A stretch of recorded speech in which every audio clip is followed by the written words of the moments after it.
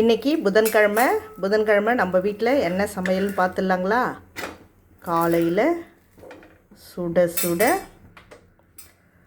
மொறுமொறுப்பான தோசைங்க.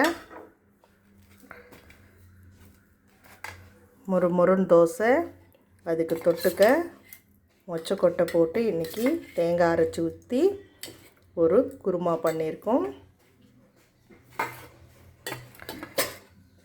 அப்புறமா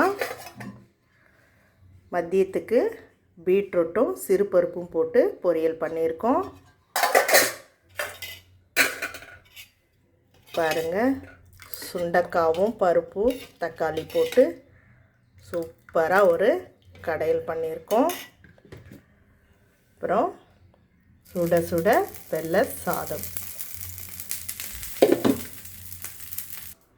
அப்புறமா பசுமாட்டு பால் வாங்கி இன்றைக்கி தயிர் போட்டிருக்கோம்.